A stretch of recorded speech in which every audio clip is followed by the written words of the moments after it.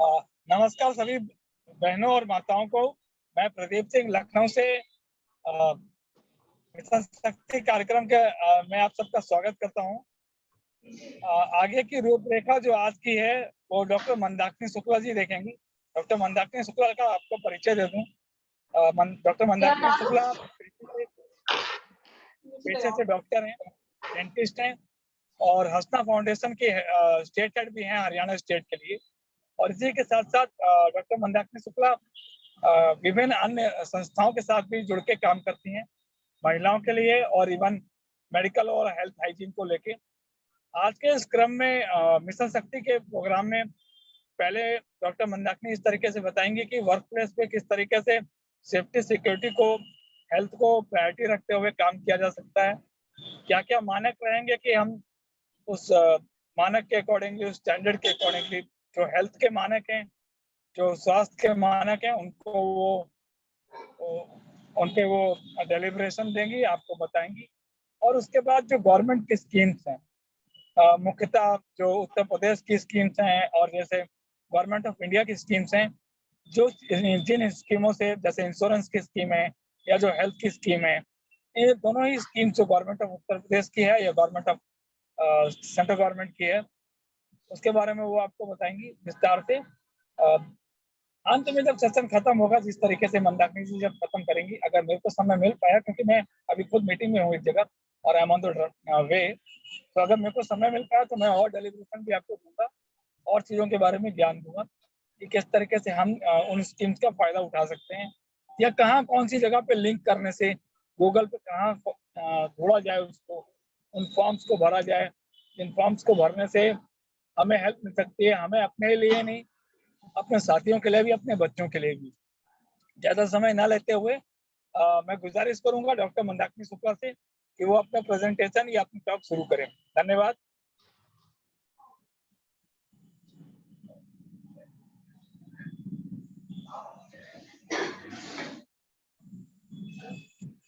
सभी बहनों को मेरा बहुत बहुत नमस्कार।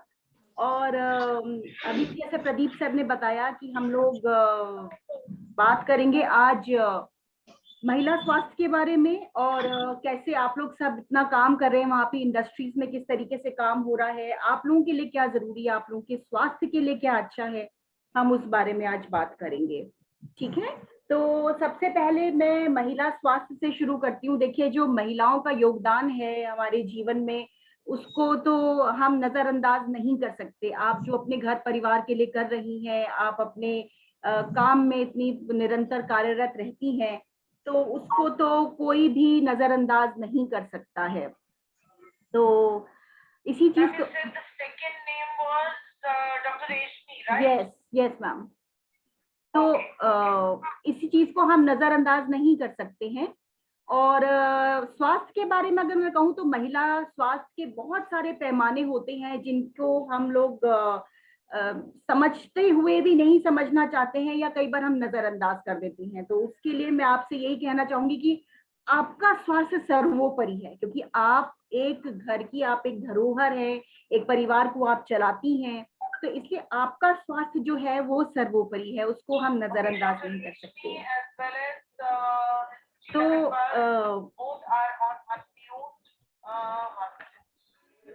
सबसे पहले मैं बात करूंगी हमारा जो जनरल जो हमारा स्वास्थ्य है उसके बारे में मैं आपसे बात करना चाहूंगी।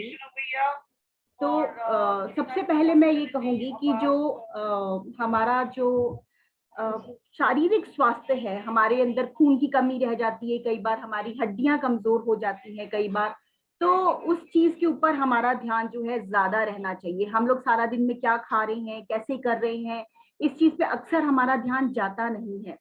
तो इस चीज के लिए सबसे पहले मैं कहूंगी कि आप अपने खान पान का जरूर ध्यान रखें। आप सुबह जल्दी उठती हैं, सारा दिन फैक्ट्री में काम करती हैं, तो इस वजह से क्या होता है कि आप अपने खुद के स्वास्थ्य के ऊपर ध्यान नहीं दे पाती हैं।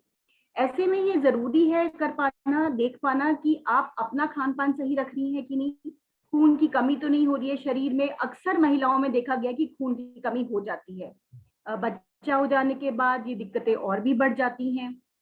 अगर आप नोट डाउन कर सकती हैं कहीं पर, तो आप नोट डाउन कर लें कि आप अपने खाने के साथ थोड़ा सा कैल्शियम और विटामिन डी जरूर लें।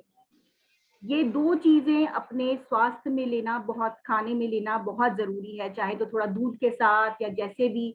वैसे तो दूध वगैरह में कैल्शियम रहता है, लेकिन अगर आप अलग से भी थोड़ा सा विटामिन डी के सैशे मार्केट में मिलते हैं, अगर आप वो ले सकती हैं तो वो आपके स्वास्थ्य के लिए बहुत अच्छा रहेगा।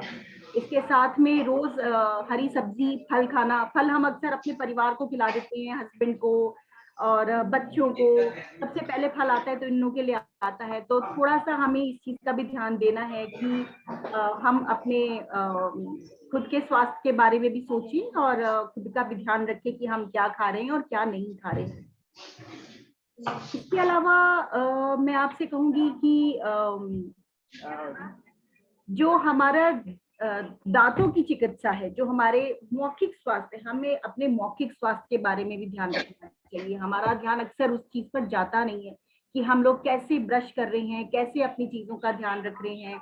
दिन में 2 बार ब्रश करिए, अपने खाने पीने का ध्यान रखिए। और अगर कोई दिक्कत हो तो उसमें जो है आप डॉक्टर के पास जाने से घबराए नहीं, चाहे वो कोई महिला स्वास्थ्य से जुड़ी बात हो या फिर कोई मौखिक स्वास्थ्य से जुड़ी बात हो या कोई भी ऐसी स्वास्थ्य संबंधी दिक्कत हो, तो उसके लिए आप डॉक्टर को दिखाएं जरूर। उस चीज को नजरअंदाज ना करें कि चलो कोई बात नहीं, ठीक हो जाएगा, मैंने कम आराम किया था इसलिए ठीक हो जाएगा। नहीं, वैसे ठीक नहीं होता है। आपको एक बार डॉक्टर को दिखाना जरूरी है, अपनी स्वास्थ्य को नजरअंदाज ना करें। उसके बाद हम बात करते हैं, आप जैसे सब लोग, आप जैसे इंडस्ट्रीज में काम करते हैं, फैक्ट्रीज में काम करते हैं, तो इस वजह से क्या होता है कि वहां पर भी कई सारी दिक्कतें आ सकती हैं। एक सबसे बड़ी दिक्कत है जो है हमारा हमारा जो मानसिक स्वास्थ्य है। हम मानसिक रूप से स्वस्थ हैं कि नहीं, मानसिक स्वास्थ्य हमारा अच्छा होना जरूरी है। मानसिक स्वास्थ्य कैसे अच्छा होता है? मानसिक स्वास्थ्य हमारा तब अच्छा होता है जब हम मन से भी शांत हों। जो बड़ी बड़ी संस्थाएं, जैसे आपने सुना होगा WHO, World Health Organization. World Health Organization क्या कहता है? वो ये कहता है कि पूर्ण स्वास्थ्य का अर्थ सिर्फ शारीरिक बीमारियों से निजात पाना नहीं है। सिर्फ शारीरिक बीमारियों से निजात पाना स्वास्थ्य नहीं है। अच्छा स्वास्थ्य ये है जब हमारा शरीर और मन और दिमाग सब स्वस्थ हो, सब शांत हो। अगर हम परेशान हैं, ऑफिस में किसी से कोई दिक्कत है, बॉस से कोई दिक्कत है, कोई और किसी और महिला कलीग से कोई दिक्कत है, परेशानी, या कोई आपको वहां पे परेशान कर रहा है किसी भी तरीके से, तो उसको भी अच्छा स्वास्थ्य नहीं माना जाएगा। क्या आप एक परेशान मन से, परेशान दिमाग से, क्या आप सही से काम कर सकते हैं? नहीं कर सकते, बल्कि वो ज्यादा एक दिक्कत वाली बात है। अगर आपके अगर आपको मानसिक तनाव है किसी चीज का, तो वो आपके लिए और भी ज्यादा चिंताजनक बात है। ऐसे में अपनी महिला जो आपकी और सहेलियां हैं, कलीग्स हैं, उनसे अपनी बात शेयर करना जरूर सीखें और जरूर करें। और यहाँ पे जितनी भी महिलाएं बैठी हैं, लड़कियां हैं, बड़ी हैं, जैसी भी हैं, मैं आप लोगों को एक बात ये बता दूं, आप ही एक दूसरे की शक्ति हैं। चाहे वो ऑफिस में हो, चाहे वो घर में हो, आप ही लोग एक दूसरे की शक्ति हैं। और आप लोग एक दूसरे को अगर सहारा बनेंगे तो आप लोग खुद एक दूसरे के सहारे से जिंदगी में आगे बढ़ेंगे। हमें आगे भी तो बढ़ना है, हम अच्छा तो कर ही रहे हैं, काम तो हम कर ही रहे हैं, हमें आगे भी तो बढ़ना है। जो मैं कल थी वो मैं आज नहीं रहूंगी, उससे बेहतर बनूंगी, ऐसी सोच मेरी है और यही मैं बनना चाहती हूँ। मैं भी ऐसी सोच से काम करती हूँ। मैं भी सुबह उठती हूँ, मेरा भी परिवार है, बच्चे हैं, लेकिन फिर भी मैं सुबह उठती हूँ तो ये सोचती हूँ कि आज मैं एक इंसान तक ज्यादा पहुंचूंगी, एक इंसान तक और कोई अच्छी बात पहुंचाऊंगी, किसी और से कुछ अच्छी बात करूंगी। तो ये चीज हम सब में आनी चाहिए। मैं चाहती हूँ कि आप लोगों में भी आए, और ये तब आएगी जब आप लोग एक दूसरे को सपोर्ट करेंगे, एक दूसरे का सहारा बनेंगे, एक दूसरे की ताकत बनेंगे। ये होता है अच्छा मानसिक संतुलन और अच्छा मानसिक स्वास्थ्य बनाने का एक नायाब तरीका। इसके साथ ही मैं कहूंगी कि जैसे कि आप लोग वहां पे इंडस्ट्रीज में काम कर रहे हैं, जैसे आप लोग बहुत कठिन कार्य है और कई बार इसके अंदर बहुत दिक्कत भी आ सकती है, कई बार इसमें कभी कुछ चोट भी लग सकती है, कुछ पुर्जा टूट गया, कहीं एक्सीडेंट हो गया, कोई चोट लग गया, या घर में भी अगर आप घर में भी काम कर रही हैं वहां पे भी कहीं कोई दिक्कत आ जाए तो वहां पर भी आप चीजों को कैसे संभालेंगे, इस बारे में मैं आपसे कुछ बात करूंगी। सबसे पहली बात ये है कि अगर हमारे को चोट लग जाए कहीं पर, इस बारे में मैं थोड़ा सा आपको विस्तार में बताऊंगी क्योंकि आप सारा दिन वहां ऑफिस में फैक्ट्री में काम करते हैं। अगर आपको किसी भी तरीके से चोट लग जाए तो चोट लगने के तरीके में जब सबसे पहले जो सबसे जरूरी जो चीज होती है, जो सबसे इमीडिएट, जो तुरंत जो उपचार दिया जाता है उसको हम प्राथमिक चिकित्सा कहते हैं। जब भी किसी को चोट लग जाए, मान लीजिए आपको लग जाए, आपकी किसी कलीग को लग जाए, किसी और महिला को लग जाए, घर में किसी को लग जाए, तो तुरंत उसको जो इलाज दिया जाता है उसको प्राथमिक चिकित्सा कहते हैं। प्राथमिक चिकित्सा के 3 पहलू होते हैं। 3 पहलू कौन कौन से 3 पहलू? सबसे पहले तो जिस किसी को भी चोट लगी हो किसी भी तरीके से, उसकी जान बचाना, कैसे भी करके हम उसकी जान बचाएंगे, ये सबसे पहला पहलू है। आप कहीं पे भी हो, घर में हो या फैक्ट्री में हो, अब वहां पे तुरंत तो कई बार डॉक्टर नहीं मिलता, या आप तुरंत तो अस्पताल नहीं पहुंच सकते कि अभी चोट लगी मैं अभी अस्पताल पहुंच गई, ऐसा तो नहीं होता। आपके किसी को भी चोट लगी हो और वहां से लेकर अस्पताल पहुंचने में आपको कम से कम आधा पौना या 1 घंटा लग सकता है। उस 1 आधे घंटे में, जिसको हम गोल्डन आवर कहते हैं अंग्रेजी में, जिसको हम वो 1 घंटा सोने का घंटा जो होता है, जिसमें हमें घायल व्यक्ति की जान बचानी है। मेरा क्या सबसे पहली कोशिश है कि मैं सबसे पहले जान बचाऊं उस व्यक्ति की। दूसरी चीज, अगर उसको जितनी भी चोट लगी हुई है उसको उस बिगड़ी हुई हालत से बाहर निकालना, जितना आप निकाल सकते हैं। मान लो कि कोई बेहोश हो गया तो आप उसको थोड़ा सा उसके मुंह पे पानी डाल के, थोड़ा उसको जगा के, उसको थोड़ा सा उस बिगड़ी हालत से बाहर निकालने की कोशिश कर सकते हैं। और तीसरी चीज, तबीयत के सुधार होने में बढ़ावा देना। तबीयत के सुधार होने में बढ़ावा देना। मान लीजिए किसी की चोट लग गई और उसके खून निकलने लग गया, अब वो इंसान मरा नहीं है, बेहोश नहीं हुआ है, लेकिन उसका खून बह रहा है। अगर हमने उस खून को नहीं रोका तो वो खून वहीं पे ज्यादा बह कर व्यक्ति को और बीमार कर सकता है। ऐसे में हम क्या करेंगे, सबसे पहले हम खून रोकने की कोशिश करेंगे। आप लोगों को ये बात समझ में आ रही है? हम लोग सबसे पहले उस खून को रोकने की कोशिश करते हैं। तो इसको कहते हैं कि बढ़ावा देना, सुधार में बढ़ावा देना, घायल व्यक्ति के सुधार में, जो भी तबीयत जैसे भी उसकी खराब हो गई हो उसमें हमको बढ़ावा देना चाहिए। ठीक है, तो 3 चीजें हुई। सबसे पहली, घायल व्यक्ति की जान बचाना, दूसरी चीज बिगड़ी हालत से बाहर निकालना, और तीसरी चीज तबीयत में सुधार में बढ़ावा देना। ठीक है,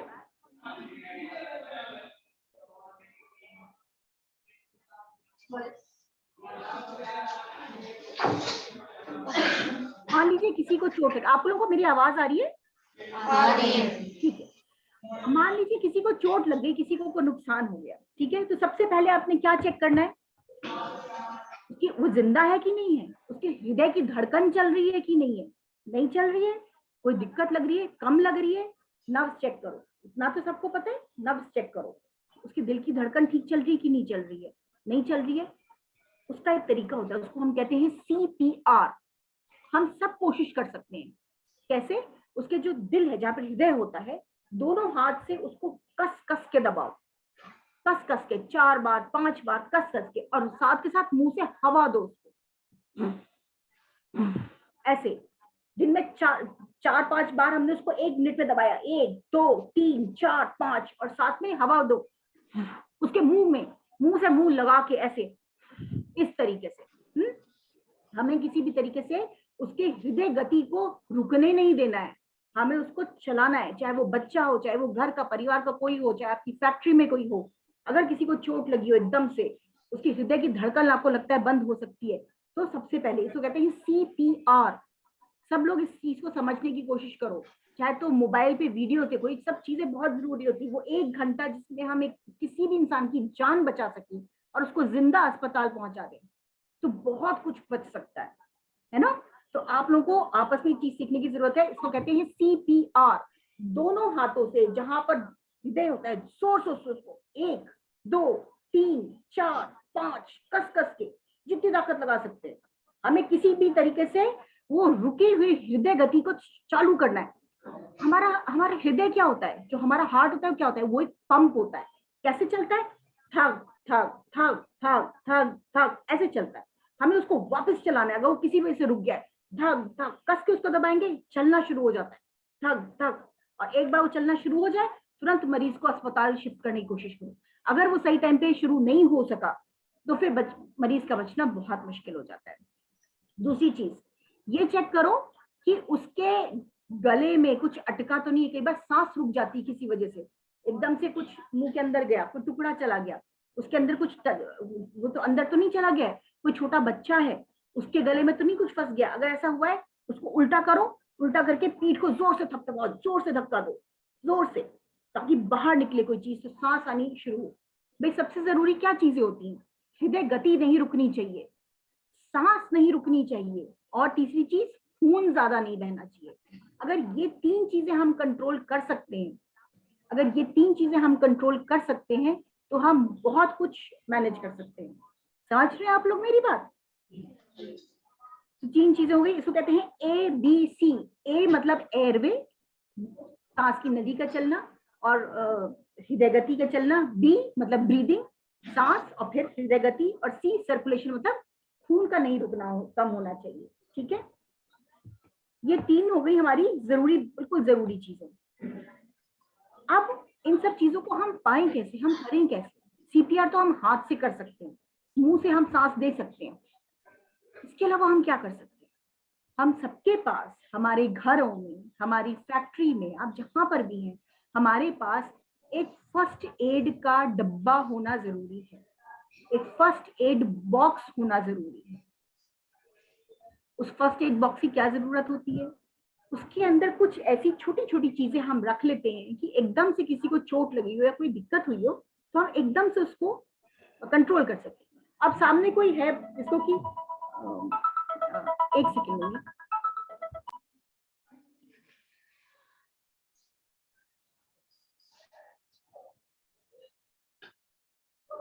मान लो एकदम से किसी की हृदय की गति रुक गई है, या उसको तो आपने हाथ से रोक लिया, लेकिन अगर किसी के खून की पट्टी, कैसे उसको पट्टी को कैसे करेंगे? एक पट्टी होनी चाहिए, एक रुई होनी चाहिए, एक उसके बाद आपके पास डेटॉल होना चाहिए, बीटाडीन होना चाहिए। ठीक है, ये सारी थोड़ी थोड़ी सी चीजें हैं जो आपके पास होनी चाहिए उस वक्त।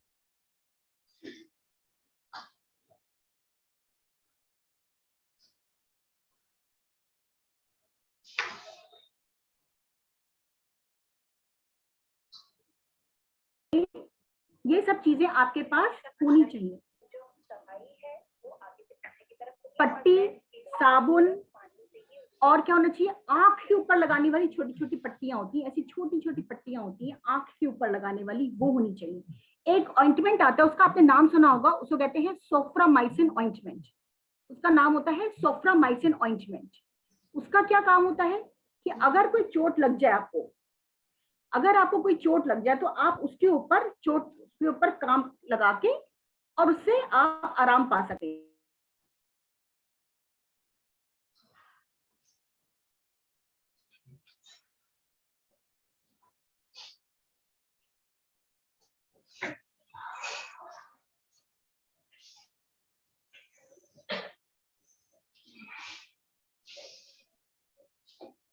तो आगे ऐसा, हाँ जी मैम,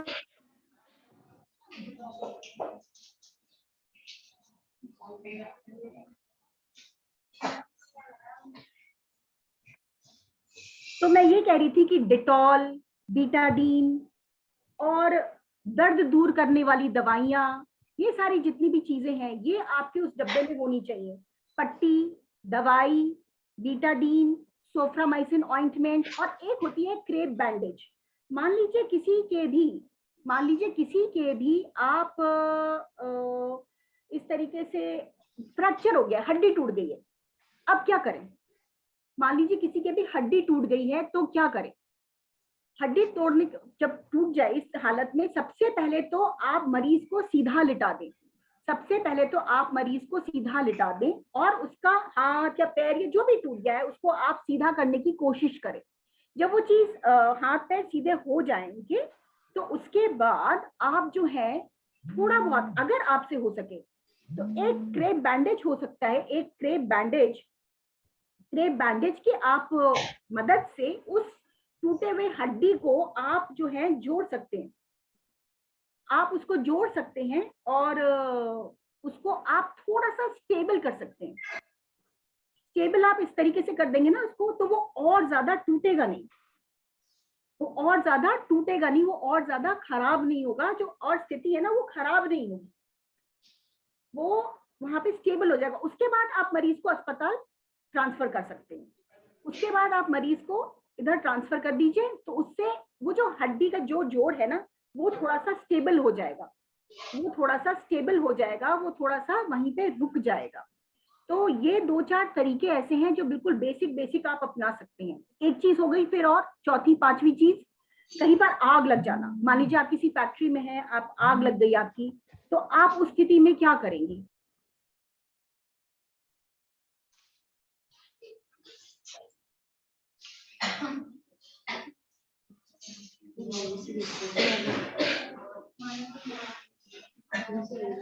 उस स्थिति में आप क्या करेंगे? अगर आग लग गई है सबसे पहले तो सारे दरवाजे खोल के सबसे पहले तो आप सारे दरवाजे खोलकर भागेंगे बाहर खुली हवा में, ठीक है, बाहर खुली हवा में भागेंगे। तो उसके बाद बाहर खुली हवा में अच्छी सांस लेने की कोशिश करें ताकि जो गंदी सांस है वो बाहर निकल सके। अगर आपकी फैक्ट्री में आप चेक करिए आपके पास कोई फायर एक्सटिंग्विशर रखा है या नहीं रखा है। अगर कोई फायर एक्सटिंग्विशर है तो बहुत अच्छी बात है, उसको तुरंत इस्तेमाल करिए और उसको वहां पर छिड़किए जहां पर भी हो गया है। किसी को हेल्प के लिए बुलाइए।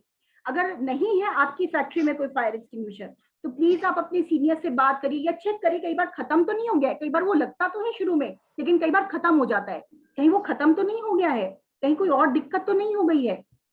ऐसी स्थिति में इस चीज को कंट्रोल करना बहुत जरूरी है कि हमारे पास फायर एक्सटिंग्विशर हो, बाहर भागने की जगह हो, फायर एग्जिट्स होते हैं सब जगह जहां पे आप बाहर निकल सकते हैं। तो इस तरीके से हम अपनी जान को बचा सकते हैं, चीजें ठीक से कर सकते हैं। ठीक है, ये कुछ हो गई बेसिक जरूरी चीजें जो मैं आपको बता रही हूँ। इसके अलावा देखिए आपको जो भी सुविधाएं दी जा रही है वहां पर जो भी चीजें हैं वो आप अपनी तरफ से जो भी कर रही है, जो आपको ऑफिस में मिल रहा है वो एक अलग चीज है। इसके अलावा एक और भी चीज है और वो सबसे बड़ी चीज है कि सरकार आपको बहुत सारी अच्छी अच्छी चीजें देती है, अच्छी अच्छी आपके लिए पॉलिसीज लेके आती है जिनके बारे में आपको पता नहीं होता है। समय हमारे पास थोड़ा कम है फिर भी मैं आपको थोड़ा जल्दी से बताने की कोशिश करूंगी कि आपके लिए कौन कौन सी पॉलिसीज हैं जो अवेलेबल हैं, जो क्या कहते हैं, जो आप अपने लिए इस्तेमाल कर सकते हैं, अपने परिवार वालों के लिए इस्तेमाल कर सकते हैं और आपके लिए बहुत लाभदायक होंगी। एक तो होता है जैसे जिन बहनों के बच्चा होने वाला हो या बच्चा हुआ हो उनको सरकार की तरफ से पेड छुट्टियां मिलती हैं। आप लोगों को, कई लोगों को इस बारे में पता होगा, मेरे ख्याल से मालूम है कि नहीं आप लोगों को?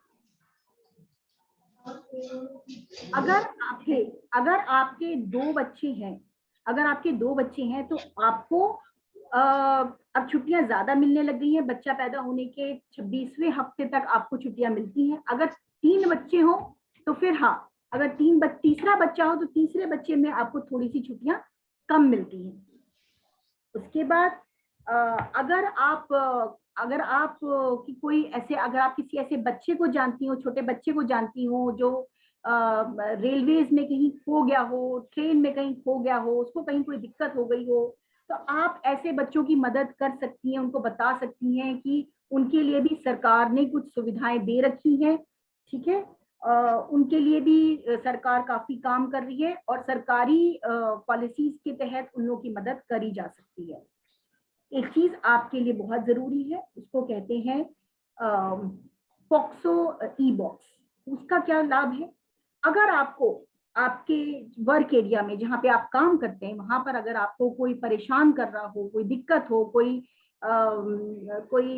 मेल मेंबर हो, कोई स्टाफ मेंबर हो जो आपको किसी भी तरीके से महिला शोषण कर रहा हो, जो कि आजकल बहुत जरूरी हो गया है, तो हमें उसको बर्दाश्त नहीं करना है। हमें उसको खड़े होना है, एक दूसरे से मिलजुट कर उसके खिलाफ बोलना है। सरकार आपको ये इजाजत देती है कि आप ऐसी चीजों के खिलाफ आप शिकायत कर सकें, ठीक है, और इसके लिए आप रजिस्टर कर सकें। आप पुलिस फोर्स में भर्ती हो सकती हैं। आप आप ऐसा नहीं है कि सिर्फ महिलाएं, पहले सिर्फ पुरुष हर जगह कर सकते थे, लेकिन अब महिलाएं भी हर जगह बोल सकती हैं, हर जगह आगे आ सकती हैं, पुलिस में भर्ती हो सकती हैं। और कई जगहों पर अब ऐसा हो गया है कि अगर आपको कोई परेशान कर रहा हो कहीं पर, तो अरे अब हर जगह एक पैनिक बटन मिलने लग गया है जहां से आप अपनी लोकेशन भेज सकती हैं, जहां पे आप अपनी लोकेशन भेज सकती हैं और आप जो आपको शोषण कर रहा हो या परेशान कर रहा हो उसके बारे में बता सकती हैं। आप सबसे पहले अपना बचाव करिए। ऐसी सारी पॉलिसीज आपके लिए सरकार ने उपलब्ध करा रखी हैं। अगर जितनी भी महिलाएं हैं अब वो जो है पंचायत में खड़ी हो सकती हैं, इलेक्शंस लड़ सकती हैं। अब तो कितने सारे ऐसे एग्जाम्पल्स हैं जहाँ पे महिला सरपंच है, अपने गांव में आप प्रतिनिधि बन सकती हैं, आगे बढ़ सकती हैं। ऐसे बहुत सारे आपके लिए बेनिफिट्स हैं। जो आंगनवाड़ी में महिलाएं काम कर रही हैं उनके लिए डायरेक्ट ट्रांसफर बेनिफिट्स हैं, उनके बैंक में पैसा आ जाता है, उनके खाते में पैसा आ जाता है। तो इस तरीके के बहुत सारे बेनिफिट्स हैं, बहुत सारी चीजें हैं जो अब आपके लिए उपलब्ध है, सरकार ने उपलब्ध करा रखी है और आप इन सबका जो है लाभ उठा सकती हैं। आपका ये हक बन सकता है कि आप ये लाभ उठाएं। और प्रदीप सर आप हैं क्या यहाँ पर? हाँ बोलिए बोलिए। हाँ सर, और भी आप ऐड करिए सर प्लीज इसमें थोड़ा सा। आप कंटिन्यू करिए, मैं 5 मिनट बाद फिर मैं कंटिन्यू करूंगा। ठीक है सर, ठीक है। तो ठीक है, इसके आगे मैं चलती हूँ। कुछ बच्चों के खिलाफ भी, बच्चों के लिए भी कुछ अच्छे एक्ट्स आ रखे हैं, वो मैं आपको बताती हूँ। मान लीजिए कि कोई ऐसे छोटे बच्चे हैं जिन्होंने कोई ऐसा गलत काम कर दिया हो या कुछ ऐसा कर दिया हो जिनको आप जानती हो, या कोई ऐसा आपके घर में हो, तो आप अपनी तरफ से प्रयत्न कर सकती हैं कि आप जो है ऐसे बच्चों के लिए आप इनको इनके एक्ट के तहत इनके लिए आप सरकार के पास जाएं, इनके लिए जो भी अगर शिकायत करनी है तो शिकायत करें या जैसे भी हो, लेकिन सरकार में आप इनकी तरफ से आप जा सकते हैं और इनके खिलाफ आप शिकायत दर्ज करा सकते हैं। कहने का मतलब ये है कि जितनी भी ये पॉलिसीज बनाई गई है इस तरीके से बनाई गई है कि आपको सशक्त किया जा सके, आपके सशक्तिकरण के लिए बनाई गई है, आपको स्वावलंबी बनाने के लिए बनाई गई है, ताकि आप आगे आ सके, आप बेहतर बन सके। ये सारा कुछ जो भी है ये हम इसलिए कराने की कोशिश कर रहे हैं ताकि आप अपनी क्षमता को, आप अपनी ताकत को समझें और इन सब चीजों को लेकर आगे बढ़ें। ठीक है, आप अपना पूरा घर चलाती हैं, आप चीजें कितने अच्छे से चलाती हैं, तो ये सब भी अगर आप चीजें समझ लेंगी कि ये सब भी चीजें सरकार आपको देती है और इन सब पे आपका हक है, तो आपको आगे भी अपनी जिंदगी में अनेक तरीके से बहुत सारी मदद मिल सकेगी। आप अपने जो आपके बैंक के खाते हैं उन सब का ध्यान रखिए, उन सब चीजों को समझने की कोशिश करिए। एटीएम चलाना, कार्ड इस्तेमाल करना, अपना पैसा ठीक से संभाल के रखना, ये सारी चीजें भी आपके लिए बहुत जरूरी है, आपको समझनी चाहिए और आपको खुद से संभालनी आनी चाहिए। किसी को कोई दिक्कत है, किसी को कुछ पूछना तो पूछ सकता है प्लीज।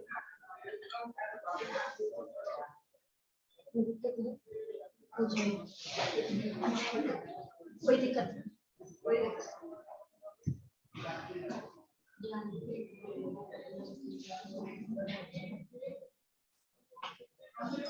किसी को कुछ पूछना है? मेरी सारी बातें समझ में आ गई हैं आप लोगों को? स्वास्थ्य संबंधी कोई समस्या तो नहीं है? किसी को कुछ पूछना तो नहीं है? नहीं, किसी को कुछ नहीं पूछना है? नहीं।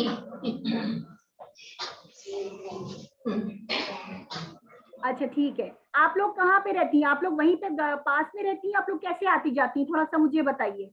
बस से आते हैं, बस से आते हैं। बस से आते जाते हैं। तो बस कहाँ की है? ऑफिस की, आपकी फैक्ट्री की बस है? जी अच्छा ठीक है। और आपको सबको वैक्सीनेशन लग चुका है? जी जी। आपको वैक्सीनेशन कितने, एक लगा है टीका अभी कि दोनों लग गए? दोनों लग गए हैं। तो आप मास्क लगा के रखते हैं ऑफिस में कि नहीं रखते? हाँ, all time. Very good very good. क्यों मास्क लगा के रखना इसलिए जरूरी है क्योंकि आपके बच्चों को अभी वैक्सीनेशन नहीं लगा है। बच्चों का वैक्सीनेशन अभी आया भी नहीं है।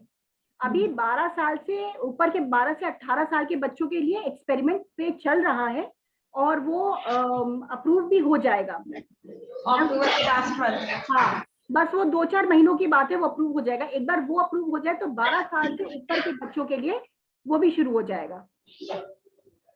12 साल से ऊपर के बच्चों के लिए वो भी शुरू हो जाएगा। 12 साल से कम के बच्चों के लिए अभी थोड़ी सी दिक्कत है, उसमें टाइम है, क्योंकि ये जितने भी वैक्सीन होते हैं पहले टेस्ट किए जाते हैं और टेस्ट करने के बाद ही फिर लगाए जाते हैं।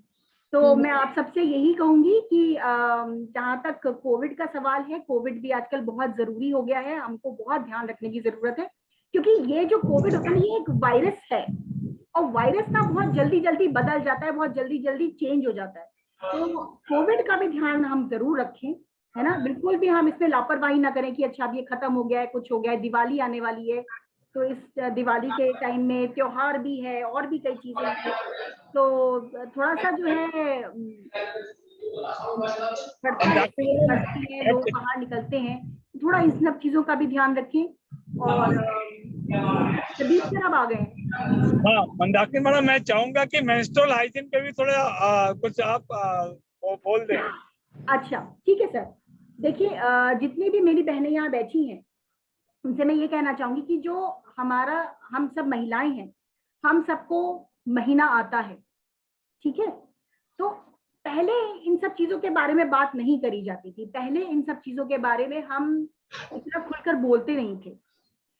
तो लेकिन अब ये चीजें बदल गई हैं, हमें ये चीज समझनी होगी और हम अब ये चीज समझते हैं और बहुत लोग इस चीज को समझते हैं कि ये हमारे शरीर का एक नॉर्मल प्रोसेस है, इसमें कोई चीज खराब नहीं है, ऐसे कोई इसमें शर्म करने वाली या हो करने वाली बात नहीं है।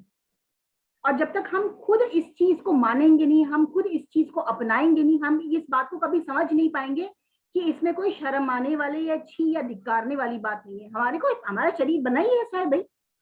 हम क्या खाना क्यों खाते हैं? क्योंकि हमें भूख लगती है, हमारा शरीर ऐसा बना है। हम बाथरूम क्यों जाते हैं? क्योंकि हमारा शरीर ऐसा बना है कि हमारे को बाथरूम जाना है, अगर नहीं जाएंगे तो हम शरीर खराब होने लगेगा, दिक्कत हो जाएगी हमको, है ना। तो ये हमारे शरीर का एक हिस्सा है, एक हमारे नॉर्मल जिंदगी का एक हिस्सा है और इसको हम नॉर्मल ही बना के रखेंगे। इसमें कोई शर्माने वाली, छुपाने वाली, वो करने वाली कोई बात नहीं है। हाँ मेरे टाइम में होता था, शायद आपके टाइम में होता था, लेकिन अब आपकी जिम्मेदारी बनती है कि आप अपनी बेटियों को ये चीज सिखाएं कि आप उनको नहीं, कि नहीं बेटा इसमें कोई शर्माने वाली बात नहीं है।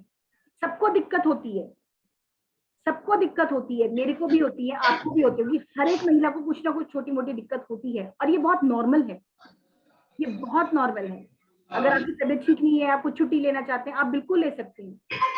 तो ये हमारे शरीर का एक बहुत नॉर्मल प्रोसेस है, आप इसको बहुत नॉर्मली लेके चलें, इसमें कोई छुपाने या शर्म करने वाली बात नहीं होती है। और ये सोचना कि नहीं मेरे को दिक्कत हो रही है, दिक्कत सबको होती है। अगर दिक्कत नहीं होती तो ये जो गायनी डॉक्टर्स होती हैं ये सब बनते हैं क्यों? भाई सबको परेशानी होगी तभी तो बनते हैं।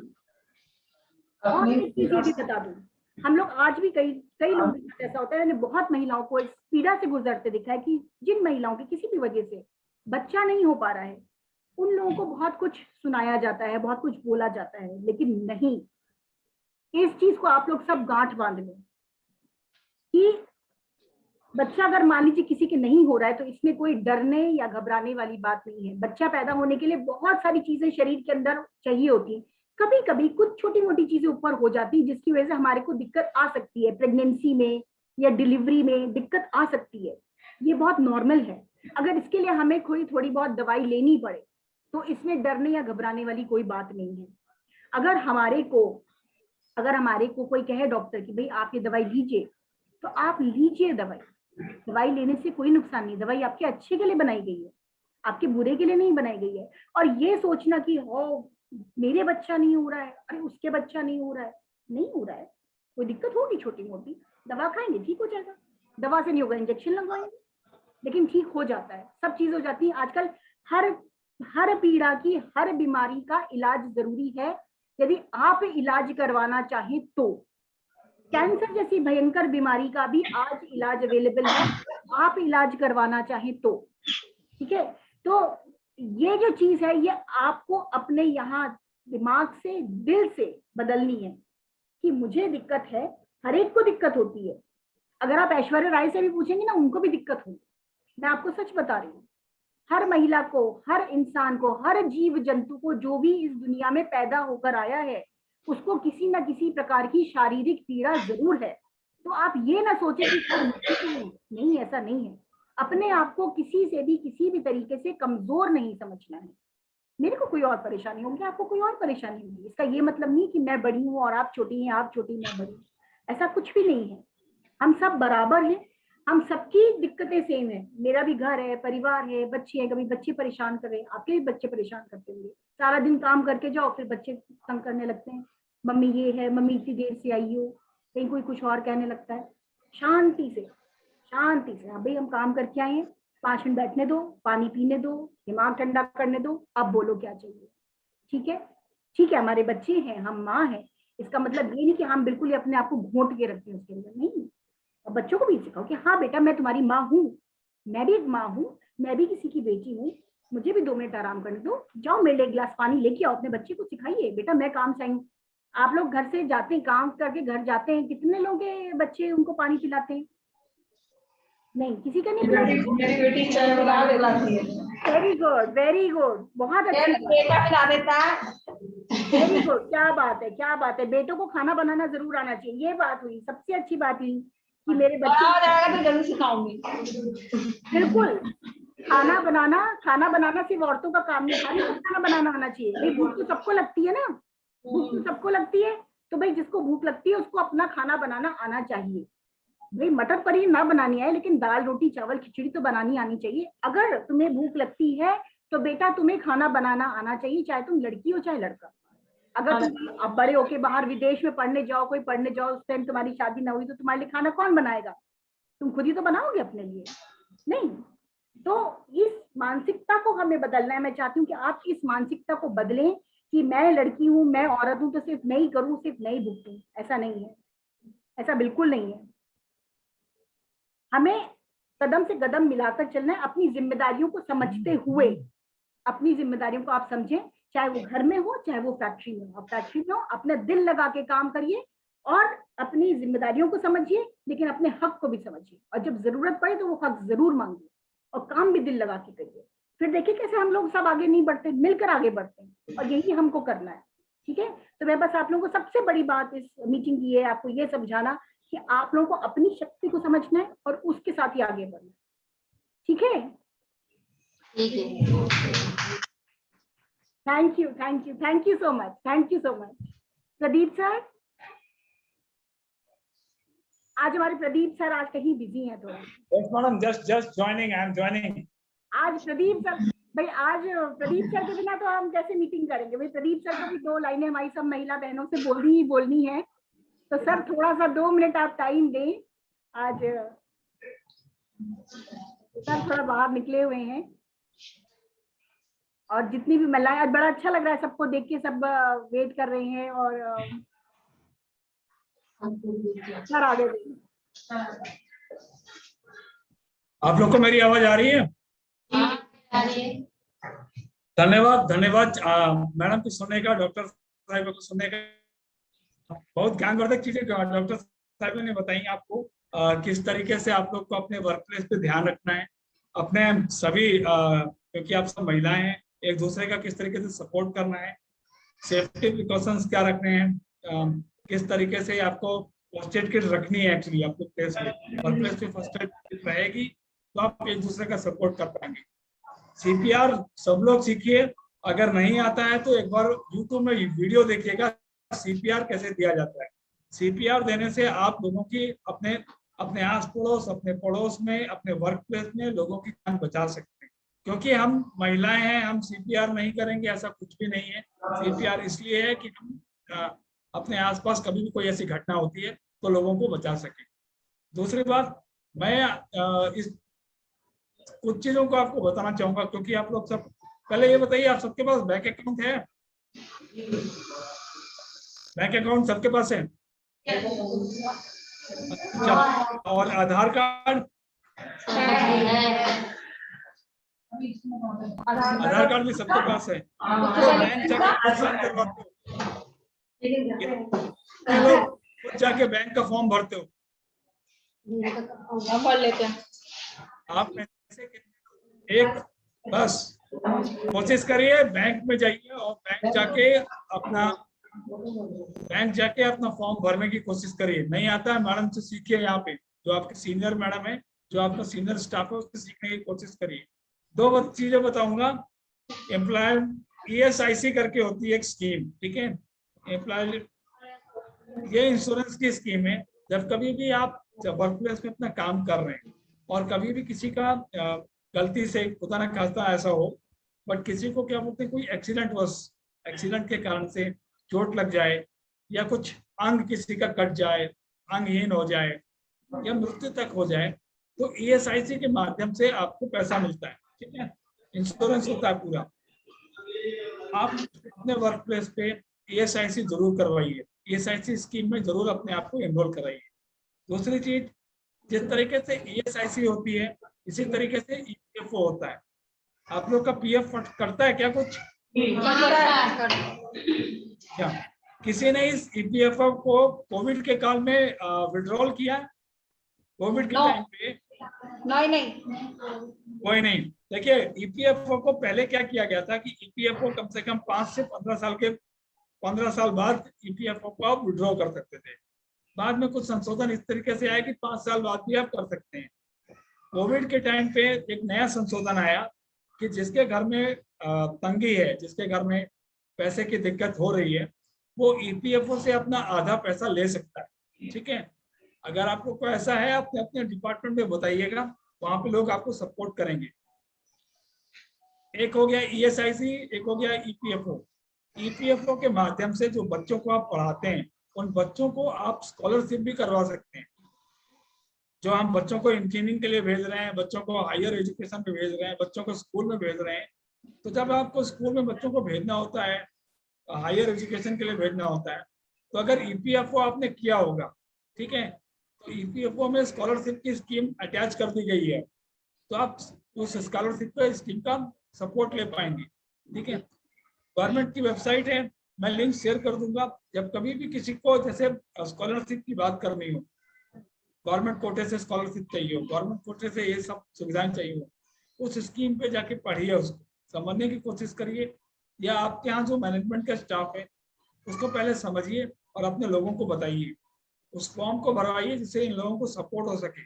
होता क्या है कि हमारे स्टाफ जो है, हम वर्क प्लेस पे सिर्फ काम के बारे में सोच रहे होते हैं, लेकिन कुछ छोटी छोटी चीजें जो है, जिस तरीके से हम लोगों को इनके बच्चों का राइट टू एजुकेशन में एडमिशन करा दिया, ये बहुत बड़ा सपोर्ट हो जाता है इनके लिए।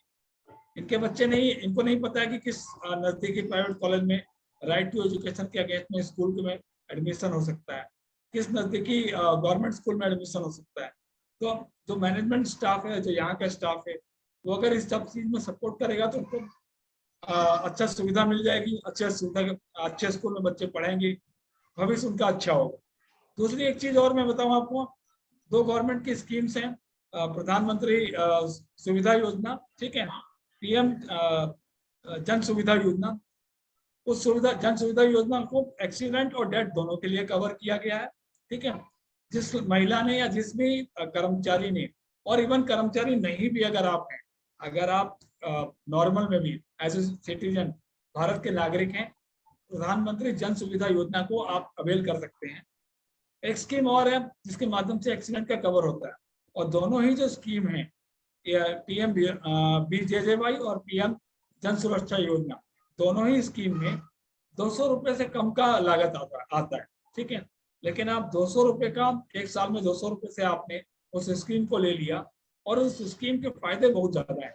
सपोज किसी के घर में, जैसे कोविड काल में लोगों का अंतकाल हो गया, ठीक है, हम नहीं बचा सके, लेकिन अगर किसी ने उस स्कीम को ले रखा था तो 30,000 रुपये उसमें मिल रहे थे, जो गवर्नमेंट ने अभी उत्तर प्रदेश सरकार 50,000 रुपये करने जा रही है, 51,000 रुपये करेगी, लेकिन 30,000 रुपये उसमें मिल सकते थे, ठीक है, अंतकाल के टाइम पे, अंत्येष्टि के टाइम पे जो हमें सपोर्ट चाहिए होता है, क्रियाक्रम करना है, बहुत सारे खर्चे उस टाइम पे भी हो जाते हैं। इसी तरीके से अगर किसी की क्षति हुई है जान और माल की, नॉट जान और माल की, किसी के ऑर्गन्स की, किसी को कोई अंग कट गया है, कोई अंधा हो गया या कोई उंगली कट गई, पाँव कट गया, तो ये जो इंश्योरेंस की स्कीम है ये आपको बहुत सपोर्ट करती है। अभी लेटेस्ट माननीय प्रधानमंत्री जी ने हेल्थ कार्ड बनाने के लिए बोला है सभी लोगों को। मैं सारे कर्मचारियों से बोलूंगा, अनुरोध करूंगा कि हेल्थ कार्ड बनाने के लिए अप्लाई जरूर करें। ऑनलाइन के माध्यम से उसको अप्लाई करना है। अपने अपने ऑर्गेनाइजेशन में बोलिए कि आपको हेल्थ कार्ड बनवाना है, ऑर्गेनाइजेशन जरूर सपोर्ट करे। और अगर आप लोग को कोई कष्ट होता है तो आप हम लोग को भी बता सकते हैं किस तरीके से इसको अप्लाई करना है। हमारी टीम भी आपकी इसके सपोर्ट कर सकती है। डॉक्टर मंदाकिनी है और भी हमारी टीम के जो मेंबर्स हैं, 10 मेंबर्स से 12 मेंबर्स, वो आपका इस चीज में सपोर्ट कर सकते हैं जब कभी भी आपको ऐसी दिक्कत आएगी। अब आप मेरे को ये बताइए कि आप लोगों की तरफ से कोई डाउट? एक मिनट, लाइट चली गई है, आवाज नहीं आ रही। आप लोग ये बताइए कि आपकी तरफ से कोई सवाल है? लाइट चली गई, आवाज नहीं आ रही है आपकी। लाइट चली गई, ओके आप 2 मिनट का वेट करें। आ रही अभी पहले स्टार्ट करो। आवाज आ रही है? जी आ रही है। अभी हाँ। अच्छा, मेरे को आप ये बताइए, आपकी तरफ से कोई सवाल? हाँ है, पूछिए। अभी वो हमें एनजीओ की एक मैम आई थी, उन्होंने बताया था कि लेडीज के लिए योगी सर ने, मतलब योगी जी ने हमारे लिए ई श्रम कार्ड बनवा रहे हैं। हाँ जी, तो आप वो हमारा वो बनवाएं कंपनी में आके, क्योंकि हम लेडीज बाहर तो जा नहीं पाती, हम पे टाइम नहीं मिलता बिल्कुल भी। तो हम चाहते हैं कि आप लोग कुछ बनवाएं हमारा वो कार्ड यहाँ पे आके। अच्छा ठीक है, मैं आपके यहाँ किसी टीम को डिप्यूट करवा दूंगा, वो 1 दिन या 2 दिन समय लेके और उसी में आयुष्मान वगैरह की मतलब कि हमें सुविधा मिलेगी और बच्चों को पढ़ाने की भी ई श्रम कार्ड में। देखिए, मैं जिस टीम को बोलूंगा मैं उनको बता दूंगा कि आपके यहाँ पे जो ऑनलाइन पोर्टल से किन किन चीजों की आपको सुविधा चाहिए। आप एक चीज बताइए, आपके नजदीक में, इस वर्क प्लेस के नजदीक में कोई सीएससी सेंटर है? अब हमें तो पता नहीं है ना, फुल टाइम लोग जॉब पे रहते हैं, घर पे 7 साढ़े 7 तक पहुंचते हैं, फिर वही घर का काम, संडे फुल वही टाइम, तो हम लोगों को टाइम ही नहीं मिल पाता। ठीक है, शास्त्रीपुरम आगरा के नजदीक में जो सीएससी सेंटर होगा उसको मैं कहलवा दूंगा, वो मेरे वक्तव्य पे आपके सेंटर में विजिट कर लेगा। 1 हफ्ते का मेरे को समय दीजिए, आपके यहाँ 2 दिन जरूर आएगा वो, ठीक है? और 2 दिन में आप लोग को श्रम कार्ड और आप लोग आयुष्मान भारत की जो स्कीम है, और मैं चाहूंगा ये जो नया हेल्थ कार्ड है इसमें भी इनरोल कर दीजिएगा। अगर आप लोग ये करेंगे तो आप लोग को बहुत सपोर्ट होगा, ठीक है? Thank you. मैनेजमेंट से बात करके मैं बताऊंगा। और बताएं मैडम, और आप लोग बताएं। बस हम यही चाहेंगे कि आप हमारी कार्ड कंपनी में ही बनवा दीजिए।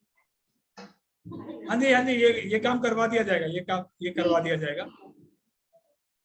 और मंदाकिनी जी, आपको कुछ पूछना है इन लोगों से? मैं तो अपने मन की बात कह चुकी हूँ, अगर उन सबको अगर कहना हो कुछ तो वो डेफिनेटली कह सकते हैं। ठीक है। मैं एक चीज और बोलूंगा, देखिए आप सब लोग महिलाएं हैं, ज्यादा अच्छा कोशिश रहेगी कि जब कभी भी ऐसी कुछ दिक्कतें आती हैं, डॉक्टर मंदाकिनी है आपके सपोर्ट के लिए कभी भी, ठीक है? मेरा नंबर लिख लीजिए आप लोग, या आपके वहां से मांग लीजिएगा, वो भी दे देंगे। मेरा नंबर है 91 9871 5132 32।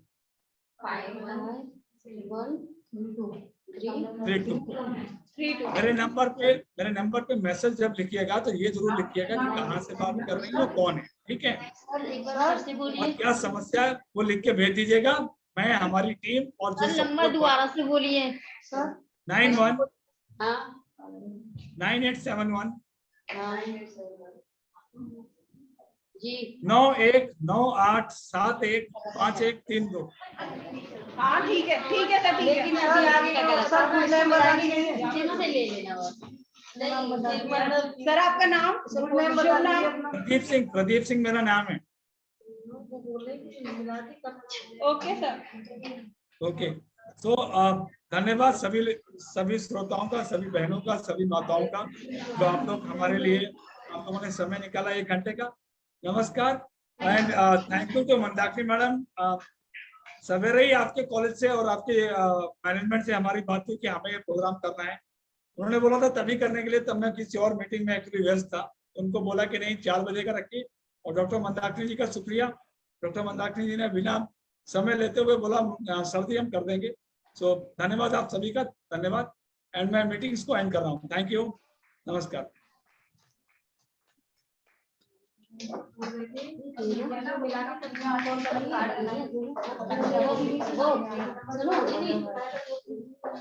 नंबर